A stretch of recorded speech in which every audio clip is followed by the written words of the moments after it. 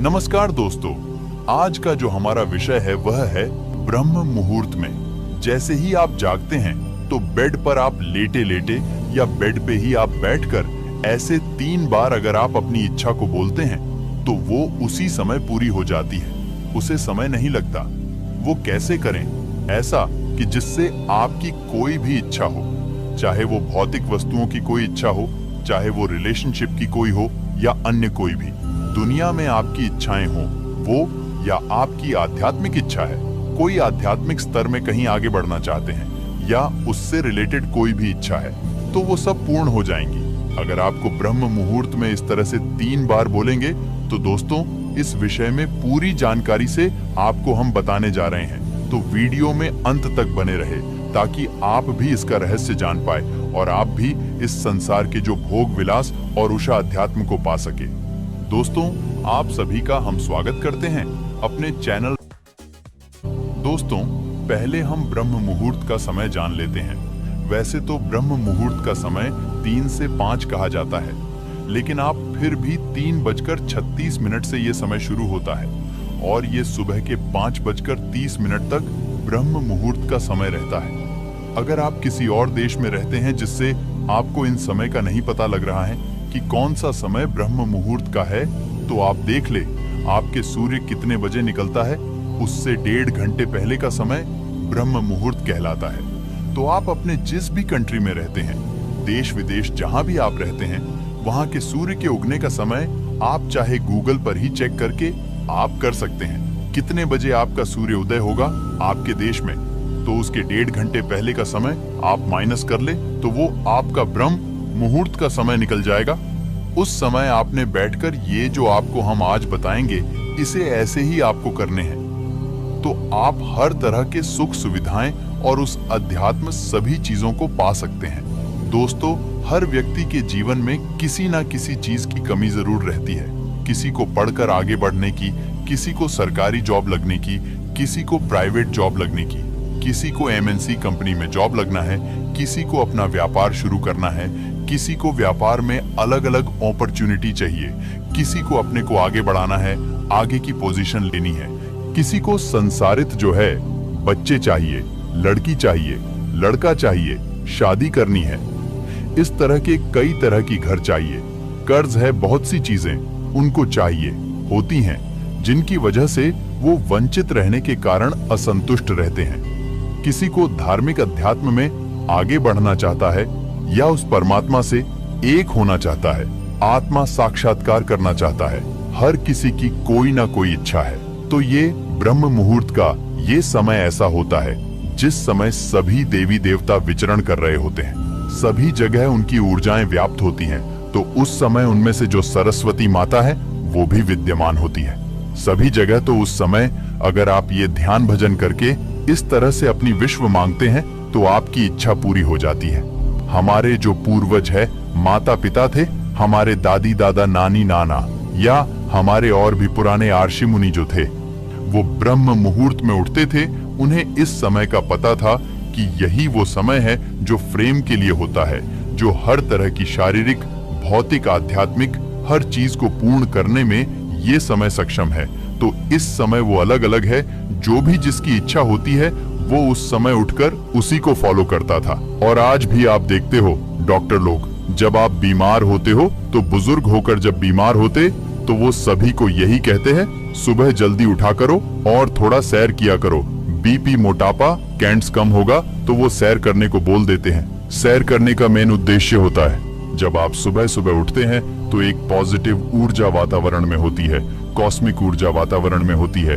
जब आप बिल्कुल जल्दी सुबह उठकर उस समय आप उस एनर्जी को महसूस करते हैं, उस ऊर्जा को भीतर लेते हैं, तो वैसे ही आपके कई बीमारियां दूर हो जाती हैं। शरीर आपका फिट रहता है, आपके शरीर में ऊर्जावान बनना शुरू हो जाता है, जिसमें इस समय में आपकी चेतना का लेवल होता है। तो अगर आप भारत में रहते हैं तो इसमें 3:36 पे आपका ब्रह्म मुहूर्त शुरू हो जाता है और ये 5:30 बजे तक सुबह तक रहता है। इस समय के बीच में आपको उठ जाना है। आप चाहे बिस्तर में ही ध्यान के लिए बैठ जाएं, या आप अगर बिस्तर से उठ के भी बैठना चाहते हैं तो आप कहीं भी अपना एक स्थान बना ले कमरे में, या पूजा घर में, जहां भी आपका दिल करे वहां पे आप अपने एक स्थान बनाकर वहां पे आपको ध्यान करना है। तो उसमें करना क्या है, आपको धीमी सांस लेनी है, ज्यादा ना तो सांस तेज लेनी है और ना ही ज्यादा बिल्कुल छोड़ देंगे। बिल्कुल हल्की सी सांस भरनी है और हल्की सी छोड़िए। शांति का अनुभव आपको होना चाहिए, स्वाभाविक होनी चाहिए जैसे आ रही है। जानबूझकर उसे बदलने की कोशिश ना करें। विश्वास में ही आपको ध्यान करना है। नाम जाप जो करना है आपको इसी तरह करना है। नाम जाप करे, ध्यान करे, अग्र चक्र पे आपका ध्यान होना चाहिए और सांस को देखते देखते नाम जाप करना है। उसकी हम विधि भी आखिरी में आपको बताएंगे कि कैसे आपको करना है। जैसे ही आप इस समय उठते हैं आपका शरीर तो ठीक रहेगा ही, ऊर्जावान बनेगा ही। साथ में ही जब आप इस समय जाप या अजपा नाम का जाप करते हैं तो आपका मूलाधार चक्र सेंट्रल में हो जाता है, उसकी सिद्धि होने लगती है, जिसमें आपको फिर लक्ष्मी और इनकी जो सिद्धियां होनी शुरू हो जाती हैं, जिससे आपके धन की समस्याएं भी खत्म हो जाती हैं, जिससे फिर आपका अगर कर्ज है वो भी खत्म हो जाएगा। नई नई जॉब्स, नए बिजनेस ऐसे ही मिलते रहेंगे तो ये धन की समस्या भी अपनी खत्म हो जाती है। बस आपको नाम जाप करते रहना है, अपने आप सिद्धि हो जाएगी। आपके भीतर सकारात्मक ऊर्जा प्रवेश हो जाएगा और जहां भी आप फिर जाया करेंगे वहां भी आपका सकारात्मक ऊर्जा होने के कारण वहां का वातावरण भी पॉजिटिव हो जाएगा। जहां भी जाकर बैठेंगे वहां वो भी अच्छा फील करेंगे। और अगर कोई और व्यक्ति है जो बीमार है वो, उसके लिए भी आप इस समय का नाम जाप करके एक जल को, पानी को ऊर्जावान करके उसे दवाई में बदल सकते हैं। उसे एनर्जेटिक वाटर बनाकर उस अगर रोगी को पिलाते हैं तो उसको काफी रिलीफ मिलेगा, राहत मिलेंगे, उसके भी वो रोगों से मुक्त होना शुरू होगा। उसके लिए आप जब भी जैसे हम आपको ध्यान करना बताएंगे वैसे करना है। और सामने एक ग्लास पानी रख ले, कांच के ग्लास में रखकर आप ध्यान करें। वहीं पे ध्यान करते करते वो ऊर्जा आपके चारों तरफ जब कॉस्मेटिक ऊर्जा फैलेगी तो उस गिलास में, उस पानी में भी वो ऊर्जा पहुंच जाएगी।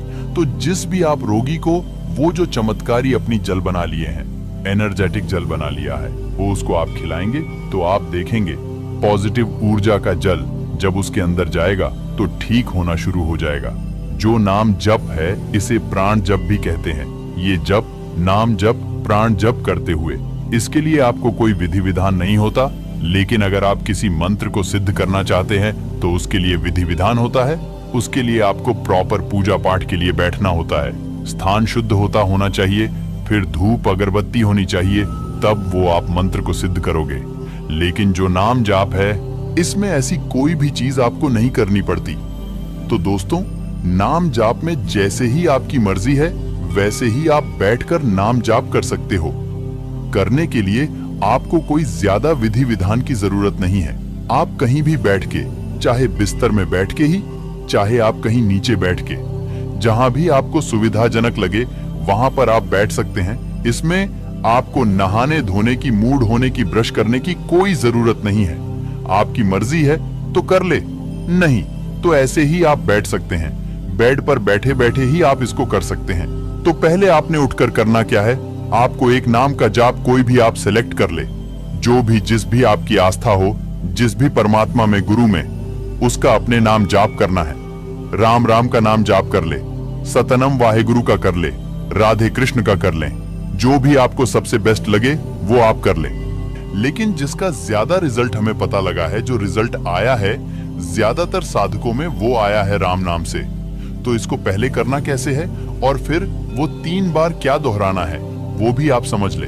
पहले आपने शुरू में जहां भी आप बैठ गए 15 मिनट तक आपने नाम जप करके उस एनर्जी को आपने नजदीक लाना है, अपने भीतर लाना है, उसको महसूस करना है, उससे एक होना है। जब एक हो जाएंगे तब हम वो 3 बार अपनी इच्छाएं बोलेंगे और फिर वो पूरी हो जाएगी। करना कैसे है आपको, जिससे बहुत ज्यादा रिजल्ट आए हैं, उस विधि को हम आपको बताने जा रहे हैं कि कैसे ज्यादा रिजल्ट को आएंगे। तो उसके लिए आपको क्या करना है, आपको श्वास लेनी है और छोड़नी है, इन दोनों में ही जाप करना है। लेकिन कैसे करना है वो आज समझ ले। जैसे ही आप श्वास ऊपर भरेंगे तो आपको राम नाम शुरू कर देना है। वो 2 बार, 4 बार, 10 बार, जितनी बार भी बोला जाए, आपका सांस उतनी ऊपर है, उतनी बार बोलते रहे।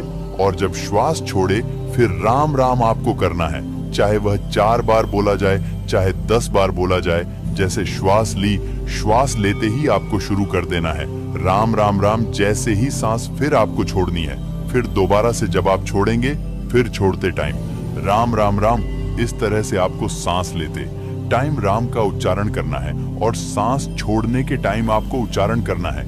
ये थोड़ी सी विधि बदल गई है, लेकिन इसके रिजल्ट बहुत ज्यादा आए हैं। तो ये आप जहां पर आप कर ले, 15 मिनट तक जाप कर ले। अगर आप अजपा करना चाहते हैं तो आप अजपा भी कर सकते हैं। मन ही मन में वो उच्चारण करे, अन्यथा जाप कर ले। उसके रिजल्ट बहुत ज्यादा आ रहे हैं। तो आपने इसे 15 मिनट तक पहले तो ये करना है, 15 मिनट आपको रोज करना है।